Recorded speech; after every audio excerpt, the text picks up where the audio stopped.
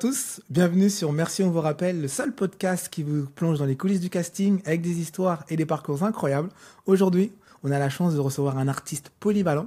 Son CV vous donnera le vertige. Entre comédien, chanteur, entrepreneur. Jean-Luc Guizon, bonjour. Salut. Comment vas-tu?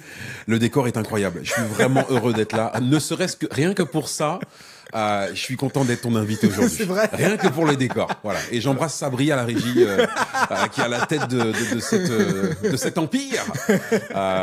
Non, mais content d'être là. Merci pour ce petit résumé. Tu aurais pu détailler un peu plus quand même, Patrick. On va détailler dans le milieu. Tu me déçois. J'en ai fait quand même des choses. C'est le mec qui joue le absolument pas humble. Les gens ils vont faire putain. Il est ingérable. Mais c'est qui ce mec pour qui il se prend? Enfin bref, non, heureux d'être là. Merci pour l'invitation.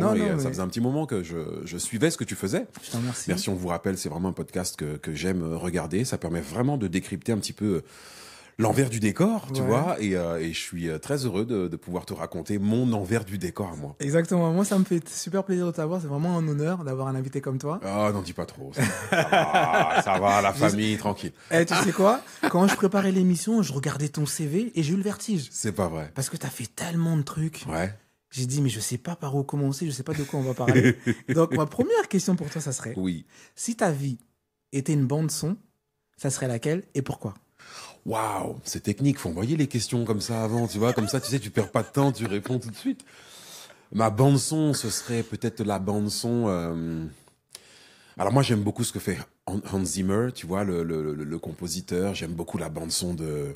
Ouais, allez, Gladiator. Gladiator. Ouais, Gladiator. Tu vois, en te disant Gladiator, je pense que je suis sur le thème très opératique dans le vocal et en même temps tellement dramatique et puis le thème du film, quoi. Tu vois, déconstruire, devoir déconstruire pour se reconstruire, s'armer des différentes des différents outils, des différentes armes nécessaires pour pouvoir aller au combat, parce que cette vie artistique que je mène depuis plus de 20 ans, c'est un fight. Moi, tu sais, je ne suis pas le fils d'un tel, ni j'arrive de mon 77 natal, et aujourd'hui encore, du haut de mes presque 47 ans, je me bagarre pour pouvoir vivre de cet art. Donc, Gladiator, c'est bien. Gladiator, ouais. Tu veux que je te chante l'air aussi? Vas-y.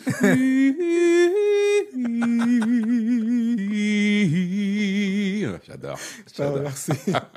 Maintenant, pour donner un contexte à nos auditeurs, parle-nous un peu comment t'es rentré dans ce milieu, comment tout a commencé pour toi en fait. Tout a commencé. Alors, moi, j'ai déjà cette fibre artistique qui résonne très fort en moi à la naissance. Papa musicien, maman choriste. On est à l'église tous les dimanches. Je suis très rapidement en éveil musical, donc dans l'école de musique Michel Slobo, que je sais que certains reconnaîtront, dans mon 77-200 Torcy natal. École de musique où très vite, voilà, je suis en contact avec l'éveil musical. Je kiffe, je vibre. Il y a une clarinette à la maison que mon père a consacrée à son premier enfant. Devine qui est le premier enfant. Toi? Je suis le premier enfant, l'aîné de deux petites sœurs. Et donc très vite, voilà, je suis connecté à la musique, à l'envie d'être sur scène, l'envie de jouer, de chanter, voilà, je suis à l'aise avec l'idée d'être en spectacle et ça ne va pas me quitter. Donc depuis tout petit, très petit, et puis très vite, tu vois, vers l'âge de 15 ans, je vais commencer à écrire un petit peu des poèmes, du rap. Je vais toucher un petit peu au rap, alors vraiment de très loin, sans aucune prétention d'être dans le rap. Et puis ensuite va venir ce groupe musical où on va constituer un quatuor vocal, où là va s'intégrer davantage un petit peu plus le chant. Et puis je vais vagabonder de MJC en MJC, de petits plateaux d'artistes en petits plateaux d'artistes, de fêtes de la musique en fêtes de la musique, et on prend une espèce de notoriété dans notre secteur, 77, 93, tu vois, Noisy-le-Grand.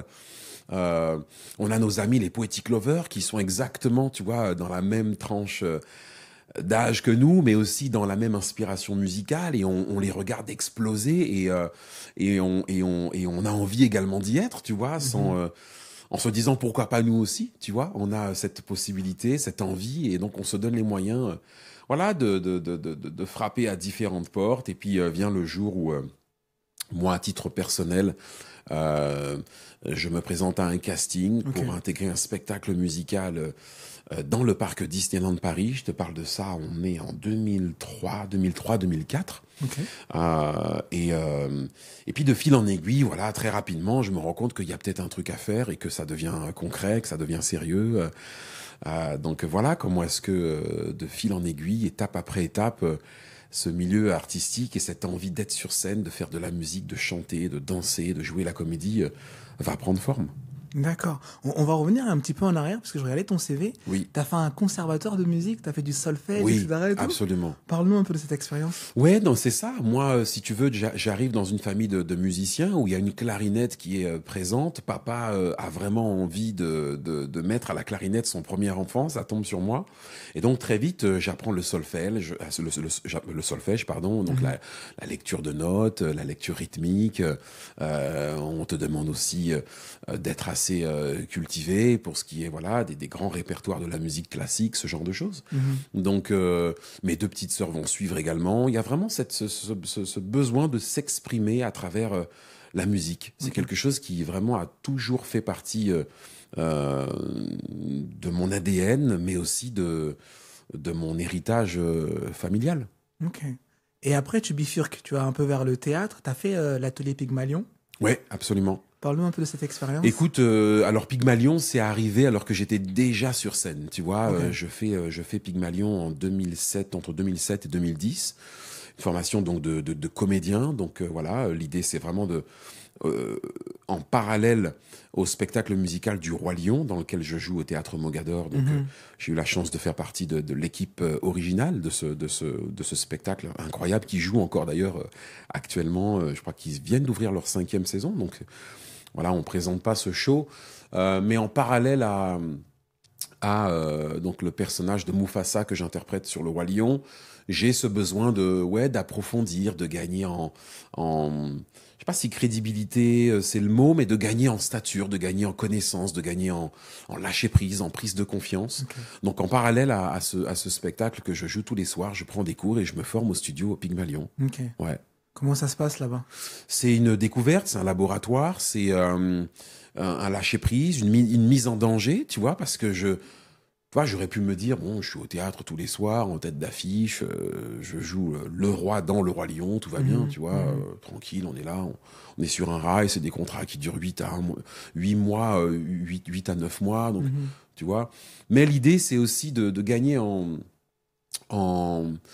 connaissance, tu vois, en connaissance et puis en crédibilité, en réalité. Donc voilà, c'est une belle expérience avec laquelle je prends un vrai plaisir. Je rencontre d'autres artistes qui sont plus ou moins tu vois, du même bois que moi, avec la volonté d'agrandir le réseau, parce que c'est aussi ça, rentrer en école de théâtre, rentrer en, tu vois, en apprentissage, c'est aussi montrer ce qu'on est capable de faire, mais aussi rester dans cette posture d'observateur. Et on ne se rend pas compte à quel point c'est formateur de regarder les autres en plateau. Donc moi, ça a été un réel laboratoire, une vraie expérience dans l'apprentissage du métier, dans la connaissance de moi-même aussi et dans toutes les facultés que j'aurais voulu mettre en place dans ce métier. Tu sais, tu parles depuis tout à l'heure de crédibilité. Oui. Est-ce que Pygmalion, justement, c'était par rapport à ça que tu l'as choisi? Tu te dis, ouais, au moins, parce que des ateliers, il y en a pas mal. Alors moi j'ai vadrouillé d'atelier en atelier et j'ai posé mes valises au studio Pygmalion parce que le sentiment que j'étais reçu et écouté pour ce que je véhiculais et pour ce que j'avais envie de proposer.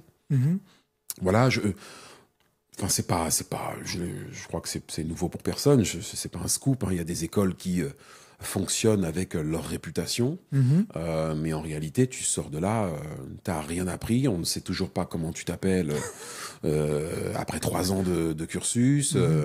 T'es venu, t'as payé des cours, une plombe et une blinde. D'ailleurs, une blinde, parce que t'as payé une plombe, ça ne veut absolument rien dire. T'as payé tes cours une blinde et en réalité, tu te rends compte que t'as juste payé la marque, quoi. Mais qu'il y a personne qui va te rappeler derrière, même si c'est pas leur métier, ils sont pas là pour, enfin, c'est pas des directeurs de casting. Mais c'est histoire de dire que voilà, j'ai cette ligne-là, t'as le sentiment sur ce CV, mais qu'en réalité, t'as pas plus appris que ça. Et surtout, t'as pas été écouté ni pris en considération. Donc, il faut faire attention à ne pas tomber dans ce piège-là aujourd'hui. Toi, tu dirais, qu'est-ce que tu as appris de là en sortant, toi? J'ai appris sur moi. Ok. J'ai appris ce que je voulais faire. J'ai appris que j'étais au bon endroit, que c'est ce que je voulais faire jusqu'au bout et que je me battrais pour aller au bout de mes rêves. Qu'est-ce que tu as appris sur toi que tu savais pas? C'est ouais, c'est des choses qui tu te retrouves en danger, tu vois. Il y a ce lâcher prise et puis se dire que ok, cette zone-là, je la connais pas dans cet exercice et dans ce, tu vois, dans ce mouvement corporel pour X, Y exercice de, tu vois, de théâtre. Et en réalité, tu vas te rendre compte que t'es pas ridicule et que tu peux y aller. T'es à ta place, quoi. Ouais. T'as dit que t'avais fait pour le Roi Lion, tout ça. En faisant un petit retour en arrière, un Oui. petit rewind, ramène-nous au moment où t'apprends, t'as un casting pour le Roi Lion. Ouais. Comment tu te prépares? C'est quoi tes émotions à ce moment-là? Écoute, alors Roi Lion, je suis tout simplement en sortie d'une grosse tournée, tournée Star Academy d'ailleurs, tu vois, où j'ai terminé l'émission, où j'ai eu la chance de faire partie des finalistes. Donc Ok. voilà, on part en tournée et sur cette tournée, on est en 2006, il y a ce spectacle musical Made in Broadway qui débarque en France. Ça n'a jamais été fait avant parce que jusque-là, le milieu de la comédie musicale était la comédie musicale française, quoi. Donc c'était ce qu'on appelle Notre-Dame de Paris. Bien sûr, oui, oui, oui. Il y avait comment on appelle ça Les Starmania. Starmania, exactement. Et donc on était sur ce registre-là, voilà, dans ce registre-là très français de la comédie musicale. Et puis vient un moment donné où Stage France décide d'importer donc ce spectacle Made in Broadway, Le Roi Lion. Donc voilà, je suis en pleine séance de cinéma pour rentrer dans les détails. Et il y avait ce petit journal qu'on nous donnait à l'entrée du cinéma et dans la dernière rubrique de ce petit journal, pendant les pubs, tu vois, en attendant que le film commence, il y a cette annonce, recherche, casting, comédie musicale, donc chanteur, comédien, danseur. Et donc je lis un petit peu le descriptif des profils recherchés et je corresponds parfaitement à ce personnage de Mufasa. Et là, tu vas? Forcément, j'en vois, tu vois le truc, quoi. Et c'est incroyable parce que ça va matcher très rapidement. Alors que je ne suis pas du tout habité par le personnage, j'ai pas les codes, j'ai pas forcément étudié exactement ce qu'est le spectacle. Donc je vais me présenter à cette première vague d'audition en n'étant absolument pas dans l'alignement avec le personnage de Mufasa. Mais c'est là où je suis tellement reconnaissant envers l'équipe créative de Disney, l'équipe de casting qui arrive à voir ce qui se passe derrière la carapace. Ils arrivent à comprendre exactement où est-ce qu'ils peuvent t'amener, avant même que toi t'aies réalisé que tu es capable de le faire. Ok. Donc, je passe ce premier round de casting en ayant travaillé malgré tout. Attention, Ok. j'arrive pas là parce que j'ai vu de la lumière. J'ai bossé l'interprétation, j'ai bossé le texte, j'ai bossé la chanson, mais j'ai pas la posture, j'ai pas l'attitude et j'ai pas cette assise qu'a le roi Mufasa. Bien sûr. Ouais. Et c'est en étant appelé une deuxième fois, où on va rentrer un petit peu plus dans une phase de travail avec l'équipe créative, où je vais déconstruire un petit peu ce personnage et cette stature que j'avais qui n'était pas la bonne pour me rapprocher davantage du rôle. Mais justement, quand tu sors de ce casting, t'es comment, toi, tu te sens?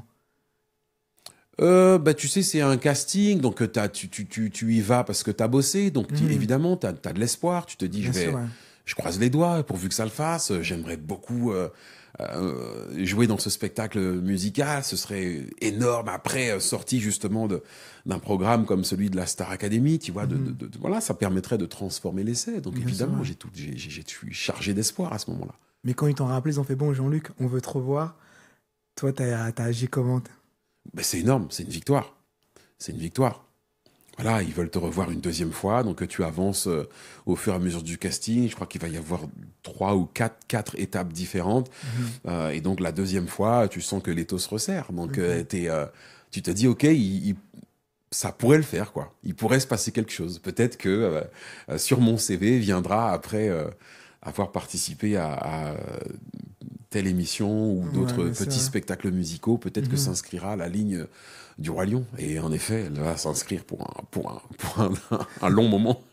Et t'étais où quand t'as reçu la confirmation? T'étais validé? C'était toi qu'on prenait pour Je ce suis chez rôle-là? moi, je suis dans mon appartement à Torcy, je reçois l'appel du directeur de casting que j'embrasse très fort et qui m'annonce que je serai le rôle et que c'est moi le roi dans le Roi Lion. Waouh! Champagne, pleurs, reconnaissance, prière, cris dans l'appartement. J'imagine. Les enfants sont tout petits, Malcolm et Maëva sont bébés Ouais. et ils comprennent pas trop ce qui se passe, mais il y a quelque chose de très fort et de très puissant. C'est le sentiment de waouh, ouais, de se dire, alors que j'avais déjà fait d'autres choses avant, mais c'est le sentiment de se dire, ben tu te trompes pas, mec, t'es au bon endroit, c'est pour toi, tu vois, t'as volé la place à personne, c'est pour toi, tu vas le faire, tu vas vivre quelque chose d'incroyable, c'est une première en France, c'est les Quinry qui arrivent, qui posent leur valise à Paris et qui veulent construire cette famille artistique avec une énième production du Roi Lion. Alors, entre-temps, je te parle de ça, on est en 2006-2007, donc entre-temps, il y en a eu des ouvertures de spectacles et des productions à travers le monde. Mais pour Paris, c'est événementiel. Mhm. C'est monumental, il se passe quelque chose de fort.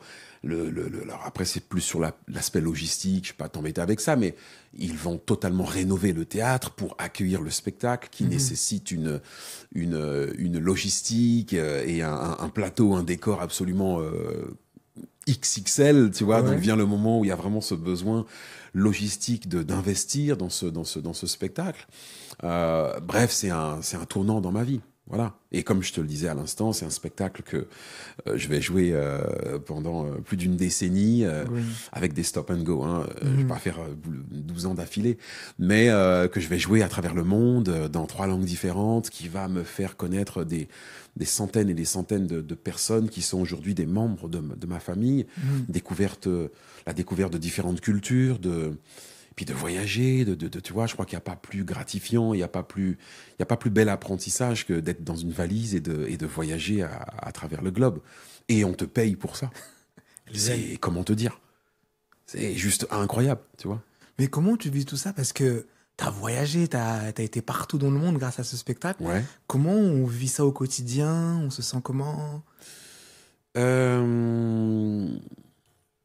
On vit au jour le jour. Alors c'est pas juste des vacances. Hein. C'est vrai que j'aborde cet aspect très gratifiant et c'est très ce qu'on appelle comment je pourrais te dire ça, il y a pas de, c'est la meilleure école, je crois, tu vois, de voyager, d'aller à la rencontre de différentes cultures, de travailler dans une troupe où il y a plus de 27 nationalités et où tu peux connecter avec les uns, les autres. C'est un cadeau du ciel. Mais en parallèle à ça, on a des semaines à 9 shows par semaine. Tu vois, on a des semaines à 9 shows.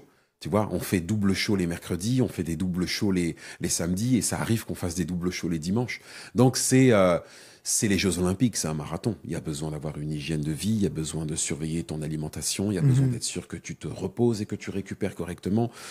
Comme j'aime souvent faire la comparaison à un sportif de haut niveau, tu vois. Ici, c'est Paris, tu connais toujours. Fallait qu'il la place. Le gars, il a placé ça de nulle part. Il a parlé athlète de haut niveau, sport, ça y est, c'est en rouge et bleu tout de suite, tu connais. Non, mais voilà, c'est tellement ça. Putain, les pauvres en plus, beaucoup de blessés en ce moment. Bref, je reviens à mon histoire. Mais c'est tellement, le parallèle est enfin, c'est un boulevard. Il y a tant de similitudes avec la vie d'un athlète et celle d'un artiste made in Broadway et qui est embauché sur ce type de blockbuster dans le théâtre musical où le rideau peut monter jusqu'à 9 fois par semaine. Waouh. Mais tu sais, à un moment donné, tu parlais de famille, donc j'imagine, tu as ta famille, Ouais. toi tu vas à l'étranger pendant des mois, Ouais. etc. Comment on allie les deux, tout ça? Ben, on n'y arrive pas. On n'y arrive pas. Moi, à titre personnel aujourd'hui, je te le dis, j'ai, je crois, réussi ma vie d'artiste, mais je suis passé à côté de ma vie de famille.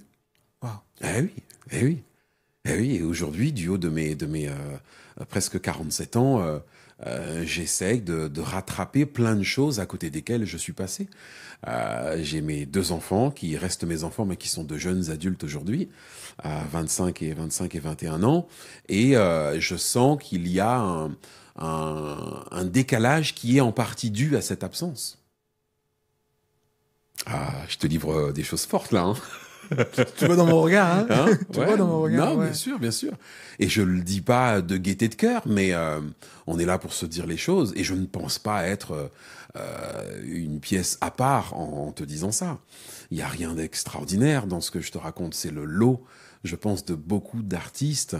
Alors moi, en tant que papa, mais aussi pour certaines mamans, et d'ailleurs j'en ai eu dans ma troupe, hein, voilà, qui sont d'origine sud-africaine, canadienne, singapourienne pour certaines, quand j'étais sur le Royaume-Uni et où on a tourné pendant 5 ans avec un spectacle musical. Et de la même façon, certaines étaient loin, des mamans étaient tellement loin, alors qu'elles venaient, j'ai l'exemple très concret d'une maman qui venait d'accoucher, on sortait de la période Covid, les théâtres réouvraient, les tournées reprenaient, et elle venait d'accoucher, et il a fallu qu'elle quitte son nouveau-né pour venir en tournée, reprendre le boulot, parce qu'il y avait cette nécessité alimentaire tu vois, d'être finalement la reine et la chef de la famille pour ce qui est de subvenir aux besoins de sa famille. Et elle a dû faire ce sacrifice, tu vois, de quitter famille pour le boulot. Donc voilà, moi je veux faire pleurer personne et je suis pas là pour faire pitié, mais c'est une réalité du métier. Et je ne veux pas, si tu veux, faire comme si tout le monde est beau, il est gentil, on est dans le monde et le milieu des bisounours et tout est fluide et tout va pour le mieux. Il y a des séquences qui sont très difficiles, il faut être prêt à ça. Même si, pardon, c'est une très longue phrase ce que je te dis là, mais quand je te dis il faut être prêt, la réalité c'est que il y a rien pour te préparer à ça. Tu vois? Autant tu te prépares à intégrer un personnage, un rôle et à le jouer sur scène, mais il n'y a pas d'école de la vie pour te préparer à gérer une éducation à distance. Est-ce que tu dirais que c'est le revers de la médaille, ça? C'est totalement le revers de la médaille. On peut pas tout gagner. Tu vois, on peut pas valider tous les tableaux et être, tu vois, dans cet état de lévitation et d'apesanteur toute une vie. Voilà, il y a des choses sur lesquelles tu n'as plus la main, mais c'est important de faire le travail et puis de le reconnaître, tu vois, de se dire que, ok, j'ai peut-être réussi dans la vie, mais j'ai pas réussi ma vie. Tu vois ce que je veux dire? Genre, ouais, c'est très fort. En fonction de tous les paramètres que tu mets dans l'idée de réussir sa vie. Non, je vois, c'est très fort. Si on continuait sur ton parcours, Oui. toi, tu as eu la chance faire la voix dans Vaiana. Oui. Raconte-nous un peu comment t'as Ah oui, atterri là dedans. tu passes, oulala, tu passes du coq à l'âne là. Non, quoique, tu vois, je fais la voix du papa. Donc quelque part, Tu vois, ouais. tu vois, je te parlais de ma paternité. Transition. On n'est pas loin. Non, bien vu. Pardon, bien vu. Je t'ai sous-estimé. Non, bah écoute, Vaiana, la voix du papa, c'est une expérience extrêmement gratifiante. Toujours dans l'univers Disney et dans la case du papa, tu vois, après avoir joué le papa Mufasa pour Simba dans Le Roi Lion, la voix du papa de Vaiana, donc une expérience qui a commencé en 2016, premier volet. Barbara Tissier, qui est directrice de casting et en même temps directrice artistique sur le projet, est venue me voir sur un spectacle musical où je jouais la comédie et où je chantais également. Et l'idée dans ce type de projet film d'animation Disney, c'est d'avoir des comédiens qui soient donc pluridisciplinaires et qui aient cette faculté de pouvoir et doubler un personnage sur la voix parlée, mais également sur la voix chantée. Donc, je coche ces deux cases. Donc, tu passes un casting qui est extrêmement long parce que ça passe par plusieurs validations et à plusieurs niveaux dans le monde dans un premier temps. Et puis ensuite, voilà, les retours se font une fois que la décision est prise à Los Angeles avec l'équipe Disney, donc les créatives, hein, les big boss de la maison mère. Donc, c'est des castings qui sont extrêmement longs et lents dans la prise de décision. Mais écoute, je fais ce que j'ai à faire au micro en doublant cette séquence et où je me projette déjà et où je me dis waouh, si ça se fait, c'est une dinguerie.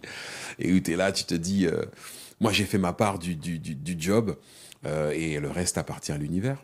Mais justement, c'est une dinguerie parce que quand tu vois que la version américaine, c'est Dwayne Johnson, The Rock, qui fait la voix, et toi, t'es l'équivalent français. Ah, tu fais erreur. Comment ça, je fais erreur? Non. Dwayne Johnson, c'est Anthony Cavana qui va jouer le rôle de Maui. Mon personnage, c'est le papa de l'héroïne, pas le demi-dieu qui part à l'aventure avec elle et qui fait tout le dessin animé. J'aurais pas dit non pour ce rôle-là, parce que pour le coup, mais le papa a un rôle qui me correspond tellement, qui est essentiel dans la construction aussi de cette héroïne Disney, qui est l'une des premières d'ailleurs à ne pas être forcément amoureuse d'un prince charmant ou d'être là dans l'attente d'un bisou ou bien dans l'attente, tu vois, de validation pour exister. C'est la première fois que Disney mettait en avant une jeune héroïne, alors déjà issue de la diversité, ça c'est très important. On met enfin la lumière sur la Polynésie et toute cette partie du globe qui est si peu représentée. Donc ça a été un honneur pour moi d'intégrer ce casting, voilà, de contribuer à la réussite de ce blockbuster en France et mondialement. Comment tu t'es préparé pour ça quand t'as dit bon, ok, j'aimerais bien te voir pour tel projet Disney? Tu sais, quand tu vois ce qu'il y a derrière, quand même, c'est Disney. Bien sûr. Comment tu te prépares? Écoute, tu te documentes au maximum en regardant un petit peu comment les choses se font dans le doublage déjà, tu vois. Donc il y a cette fameuse bande rythmo où il s'agit de pouvoir ce qu'on appelle rentrer dans l'écriture. Tu vois, j'ai plus l'expression précise, mais bon, c'est pas très grave. Mais c'est pas simplement lire, mais c'est donner vie. Donc c'est réellement intégrer l'émotion dans laquelle va être ce personnage et où d'une simple phase qui se veut être très à plat, il faut pouvoir donner du volume et de l'existence à ce personnage. Donc émotionnellement, ça signifie être derrière la barre du comédien et se faire violence quand c'est nécessaire pour comprendre par quoi ce personnage va passer et essayer réellement de donner de l'envergure, du volume, de l'émotion, du jeu à ce personnage. Donc moi, c'était ma première vraie grosse expérience dans le doublage. Je suis arrivé totalement novice et avec beaucoup d'humilité dans ce milieu. D'ailleurs, je suis à peine arrivé que je suis ressorti parce que j'ai pas fait plus que ça depuis, à ma grande déception. J'aurais vraiment voulu en faire davantage dans le doublage, surtout que voilà, l'expérience m'a beaucoup plu. Et puis que le film est un blockbuster, donc c'est un gros succès. C'est réellement, c'est à marquer d'une pierre blanche dans la bibliothèque film d'animation Disney. Donc c'est beaucoup de fierté. Et donc voilà, j'ai été merveilleusement bien drivé. J'embrasse très fort Barbara Tissier, qui a fait un travail extraordinaire avec moi.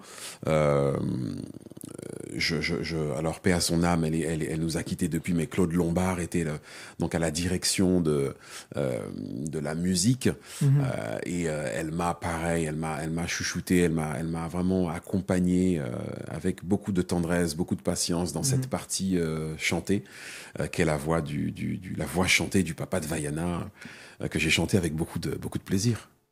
Tu sais quand... Et tu me demandes pas de la chanter, mais non, mais là, Patrick, tu me déçois. T'aurais pu me dire, tu nous fais un extrait, tant pis, je t'ai tendu la perche. Ok, vas-y, donne-nous un petit coup là. Ah non, c'est trop tard, ça y est, le bus, le train est passé. Tu sais, on a parlé beaucoup de ton côté un peu chanteur. Oui. J'ai vu que tu avais joué dans Anna de Besson. Oui. Tu nous parles un peu de cette expérience? Ouais, non, il n'y a pas plus que ça à dire. Je fais une micro-apparition, c'est Ouais. au début du film. Voilà, c'est un gardien de. Il est devant une ambassade. J'ai un échange, mais alors succinct avec voilà comédienne en début de film qui elle pour le coup est l'héroïne. Non, le vrai kiff ça a été de rencontrer donc Luc Besson, d'échanger un petit peu avec ce réalisateur qui est voilà quelqu'un que j'apprécie beaucoup artistiquement parlant, qui a vraiment pris le temps avec moi, voilà de me donner un petit peu la psychologie de ce personnage. Et quand bien même on me voit apparaître, mais alors vraiment les 14 premières secondes du film, pas plus, Ouais. ça a été très enrichissant et j'espère pouvoir renouveler l'expérience très rapidement. Mais justement, qu'est-ce que tu retiens de ta rencontre avec Besson? Parce que c'est pas tout le monde qui a l'occasion de rencontrer ce gars. Non, écoute, c'est un travailleur, c'est quelqu'un c'est quelqu'un qui bosse, qui est passionné dans l'art, qui est au top de son art, de ce qu'il sait faire, de ce qu'il a envie d'insuffler aussi dans le cinéma français. Et donc voilà, moi je le regarde avec beaucoup de sympathie, d'admiration. Et c'est une chance d'avoir été dans ce petit cercle le temps d'une demi-journée. Qu'est-ce que tu retiendrais de cette expérience? Qu'il n'y a pas de petite expérience, que tout est bon à prendre.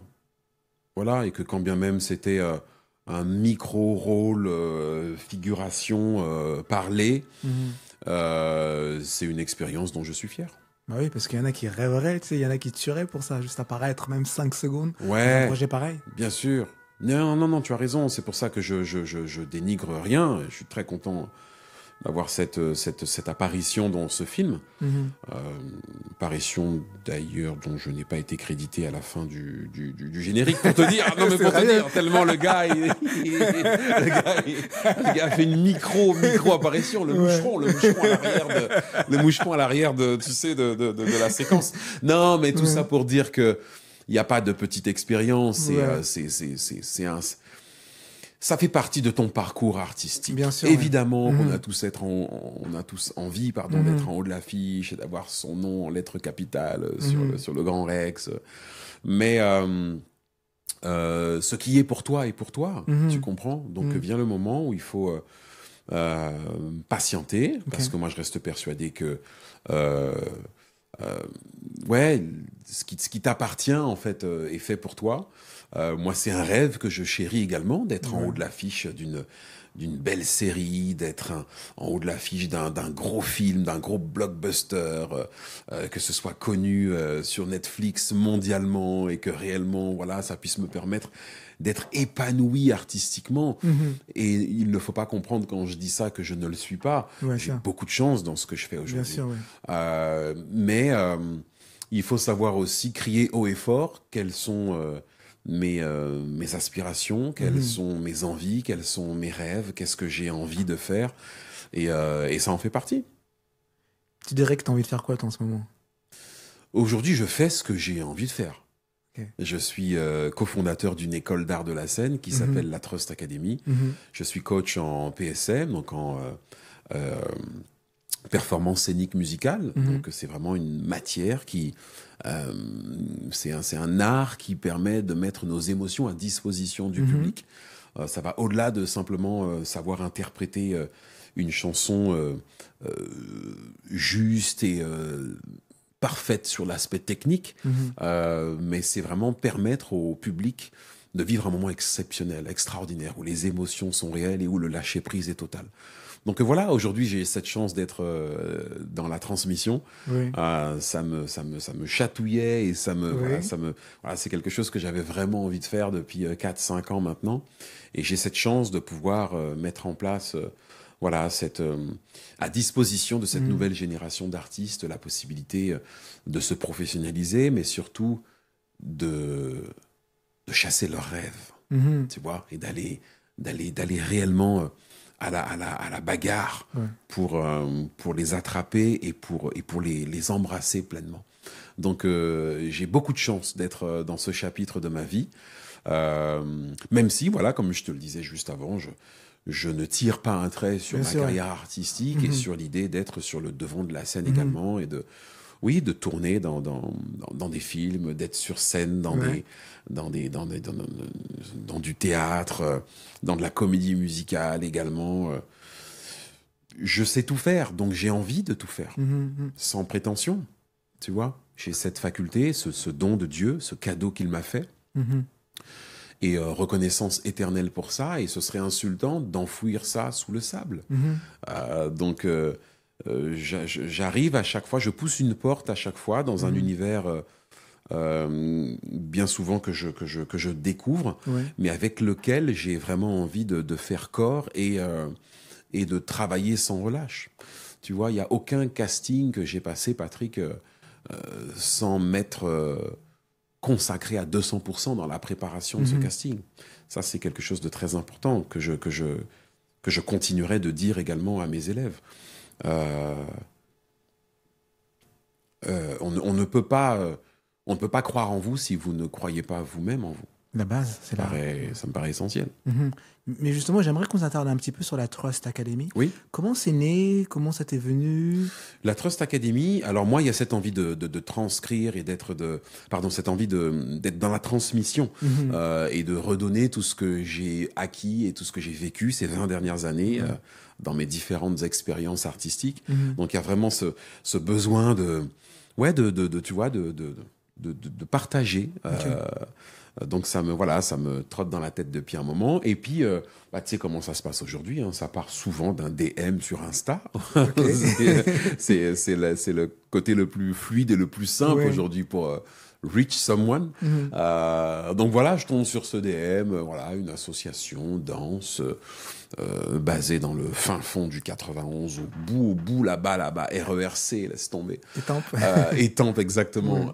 Et je rentre en contact avec Amel Wadjou, qui est à la tête donc de cette association et qui me demande d'intervenir pour faire des masterclass. Elle a cette envie d'ajouter un petit peu de crédit à tous ces membres de cette association. Et puis de fil en aiguille, on va discuter, le feeling va passer. Moi, je vais lui faire part de ma volonté réellement de m'inscrire sur le long terme avec l'idée d'être dans la transmission et de vraiment professionnaliser cette jeune génération d'artistes. Et on se rejoint très vite sur la philosophie, sur l'ADN, sur les codes couleurs, sur la nomenclature, la création de cette Trust Academy.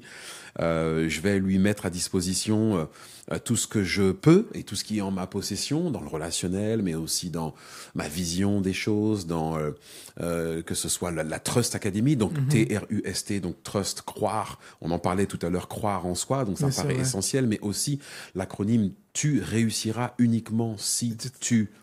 Et à cette question, donc la Trust Academy s'engage à répondre individuellement à chacun de nos élèves parce que ils ont tous besoin de choses différentes. Ils sont dans ce même environnement et dans cette même maison artistique, mais ils vibrent pas tous de la même façon et tous ont des attentes et des besoins différents.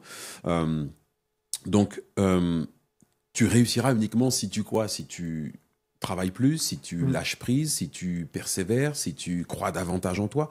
Il y a 107 000 réponses à cette question. Et tu as la version également anglophone, donc Train Right Until Success Thrives, où vraiment c'est cette notion de travailler jusqu'à ce que le succès soit au rendez-vous. Et c'est complètement l'ADN et le leitmotiv de cette école, de cette académie. Donc,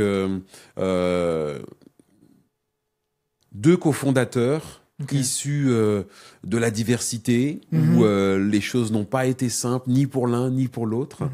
On a tout juste 1 an d'écart, Amel et moi, on est dans cette même génération, et surtout, elle me fait pleinement confiance. Elle sait ce que je peux apporter dans cette plus-value à cette école. Et on est très heureux d'avoir fait notre rentrée des classes il y a tout juste quelques jours. On a un superbe groupe d'étudiants, d'étudiantes qui sont passionnés, qui ont soif de grandir, soif d'apprentissage. Elles sont déterres, ils et elles sont, voilà, sont là avec nous au bon endroit, avec les bonnes personnes. J'ai un corps professoral également qui se met vraiment 5 étoiles, que ce soit Manon, Lucas, Vincent, voilà, je les embrasse tous très fort. Ils sont incroyables, investis avec cette volonté réellement d'apporter quelque chose de frais, d'authentique, de sincère. On parlait tout à l'heure de ces écoles où tu as 875 élèves et où après un cursus de 3 ans, ils ne savent toujours pas comment tu t'appelles. Là, non, on est vraiment dans ce cocon où on les a en face à face et où on a réellement envie de s'investir individuellement pour chacun d'entre eux, sans leur promettre qu'ils seront tous artistes et qu'ils brilleront dans les 4 coins du monde avec leur art, parce que ce serait leur mentir, mais mettre en tout cas toute notre énergie, notre force, notre disponibilité pour les accompagner à aller trouver cet épanouissement artistique. Moi, ce que j'aime beaucoup, c'est que je suis allé faire un tour sur ton site internet. Alors, t'as kiffé? Ah, j'ai adoré. Ouais. Et ce que j'ai le plus kiffé, en fait, c'est quand j'ai vu le board. Il y avait toi et il y avait Amel. Et après, en dessous, c'était tous les autres profs. Oui. Et c'était la première fois que je voyais ça, tu vois. Je D'accord. parlais de diversité, de dire Oui. on est en haut et pour une fois, c'est les autres qui sont en bas. Bah écoute, alors en bas, dans la hiérarchie, oui, Bien c'est sûr, le cas de ouais. le dire. Ouais. Je suis noir, Amel est maghrébine, un noir, une arabe, à la tête, voilà, d'un établissement qui se veut être polyvalent, pluridisciplinaire, où on enseigne le chant, le théâtre, et où et je crois que cette représentation, elle est importante. On a envie aussi d'ouvrir la porte à des jeunes issus de quartiers, issus de la diversité, qui ne se sentent pas représentés et qui surtout ont le sentiment que ces disciplines-là ne leur appartiennent pas, qu'ils ne sont pas concernés par cet art. Alors que pas du tout. Alors que pas du tout. Et j'ai conscience, moi, étant comédien, artiste, auto-entrepreneur noir, que je peux toucher davantage, tu vois, cette communauté. Ça, c'est une force. C'est une force et j'ai réellement cette volonté de leur dire que je peux le faire, donc tu peux le faire. Voilà. Et aucune ségrégation là-dedans, aucun communautarisme, bien au contraire, tu vois. Mais je suis très heureux quand, en casting, tu vois, j'ai des jeunes issus de quartier qui ont fait 2 heures de train pour venir jusqu'à nous, nous expliquer un petit peu leur parcours et la façon dont c'est difficile pour eux en interne, au sein de la famille même, tu vois, parce que les parents ne donnent absolument pas de force et de crédit à leurs rêves. Moi, c'est tout le temps extrêmement touchant de les voir arriver jusqu'à nous et de leur dire que peu importe si l'aventure se fera avec eux et qu'ils sont au bon endroit avec les bonnes personnes et qu'on est là pour leur apporter tous les conseils nécessaires. J'aime bien parce que cette aventure, tu disais, c'est parti d'un DM en fait, Ouais. Instagram, et toi, tu es beaucoup présent sur les réseaux. Ouais, tu trouves? Transition. Transition pour m'emmener où? Justement, parce que je trouve que tu partages ta vie, etc. Donc, c'est quoi quelle vision toi tu as d'Instagram? Comment tu vois cet outil en fait? Oh ben Insta, c'est les réseaux. Tu sais, moi, je sors de ce programme en 2005. On est sorti de ce château, les réseaux n'existaient pas. Donc, on a vu ce truc arriver, on a vu ce truc venir, on a vu l'amplitude et le sérieux qu'il y avait derrière ces outils. Donc Instagram, c'est aussi un outil de travail, tu vois. Ça me permet de mettre en avant ce que je fais artistiquement, mais aussi dans ma vie privée, parce que tu vois, je partage ma vie avec une femme extraordinaire, avec qui voilà, on a cette transparence et ce truc un petit peu peut-être fleur bleue, tu vois, mais on triche pas. On triche pas, donc je sais pas si j'ai répondu à ta question, mais Insta, c'est le prolongement de qui je suis, de ce que j'ai envie de montrer, de ce que j'ai envie de raconter. Dans mes coups de gueule, ou des fois, voilà, il y a des choses qui me piquent, qui me chagrinent, avec lesquelles je suis pas en accord, et où je vais voilà, prendre mes réseaux et expliquer, exprimer ce que j'ai envie d'exprimer à une audience qui a envie de m'écouter ou pas, tu vois, parce que c'est le principe même d'Insta. Hein. T'es pas content, tu swipes, hein, tu vois, tu passes Oui, à autre c'est ça, chose. Mais en ouais. tout cas, voilà, moi j'ai cette transparence avec Charlotte, on est en accord là-dessus, on est fusionnel, on sait ce qu'on montre sur les réseaux, parce qu'il faut faire attention aussi à l'envers du décor de cet aspect un petit peu voyeuriste. Mais on sait ce qu'on montre, et dans ce qu'on montre, il y a une authenticité. Ça, c'est une certitude. Voilà. On est vrai dans ce qu'on a envie de diffuser sur les réseaux. Moi, ce que j'aime bien quand je regarde toi et Ouais. Charlotte, en fait, c'est ce support mutuel que vous avez. Ça veut dire que quand elle fait du contenu, toi, tu reposes son contenu. Oui. Et toi, quand tu fais du contenu, tu vois, vice-versa, tu vois. Mais frérot, j'ai pas envie d'un divorce sur le dos. Si elle fait pas ça, je me vénère fort. Et si je le fais pas, pour elle a le droit de se vénérer fort. Non, mais quand je te dis ça, c'est pour rigoler, évidemment, que ça n'ira jamais jusqu'à un divorce. Je dis quoi, c'est pas au programme, puis déjà passé par là une fois, donc réellement... Non, mais l'idée, c'est... je suis très fier, voilà, je suis extrêmement fier de ce qu'elle fait. Charlotte, c'est quelqu'un qui est passé par des séquences pas drôles artistiquement. C'est une femme dans le milieu du foot, dans le milieu sportif. Elle est aujourd'hui à la tête de la communication du Paris Saint-Germain, c'est pas rien. Elle s'est battue pour arriver là où elle est, et elle arrive avec tous les bagages qu'elle a pu avoir, que ce soit dans le positif comme dans le négatif, pour être aujourd'hui cette locomotive et cette valeur tellement forte, et j'ai beaucoup d'admiration pour elle. Donc voilà, quand elle avance dans son métier, dans ce pourquoi elle est faite, ça me paraît tout naturel pour moi de lui apporter ce soutien à mon petit niveau. Que vous faites bien, je trouve même. Merci beaucoup, c'est adorable. Ouais, c'est gentil. Ma dernière question, ce serait pour toi, Jean-Luc. Tu sais, tout à l'heure, tu as parlé de vie de famille et tout. Oui, Maintenant que tu as un regard un peu sur l'ensemble de ton parcours, oui. quel conseil tu te donnerais à toi si jamais tu devais démarrer à nouveau ce chemin? Un conseil que je me donnerai à moi-même. Ouais. Alors là, je ferai tout exactement pareil. Je ferai tout absolument pareil, Patrick. Il n'y a pas une séquence dans ce que j'ai vécu artistiquement aujourd'hui. C'est plus de 20 dernières années, puisque moi, c'est pour remonter en 2003, 2004, quand j'ai fait mes premiers cachets d'intermittent. Pour le coup, vraiment, c'est ce qui va marquer, en tout cas, l'aspect, le côté professionnel, on va dire, de mon parcours artistique. Mais évidemment, comme je te le disais tout à l'heure, je suis sur scène depuis que j'ai l'âge de 12-13 ans. Mais dans tout ce que j'ai vécu, dans le bon comme dans le moins bon, artistiquement, mais aussi humainement parlant, dans ma vie d'homme, dans ma vie de père de famille, je referai tout de la même façon. Parce que je crois qu'il faut mettre l'énergie ailleurs que dans le « ah, si j'aurais pu, si j'aurais dû, si seulement j'aurais ». Non, ça s'est fait comme ça. C'est qu'il en soit ainsi. Restons focus sur ce qui arrive.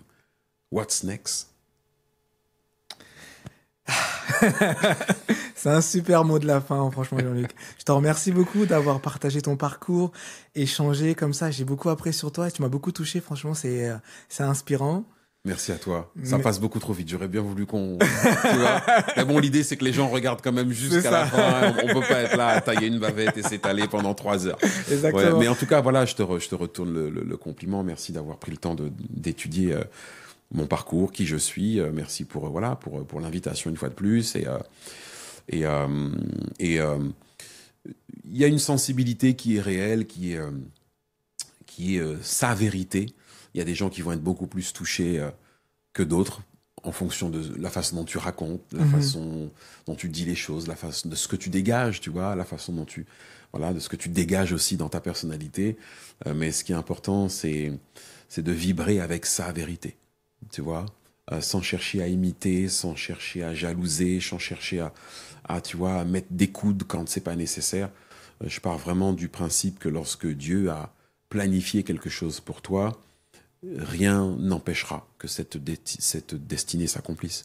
Donc il faut prendre son mal en patience et vibrer sur les bonnes énergies, c'est essentiel. La croyance, c'est important pour toi? Ah, homme de foi. Je suis ici, là, installé sur ce fauteuil parce que Dieu l'était avant moi et il m'a placé là juste juste après lui. Merci beaucoup en tout cas Jean-Luc, c'était un plaisir. Je te dis merci, on vous rappelle. On se rappelle très vite alors. Merci beaucoup. Plaisir. Dans la boîte, ça va?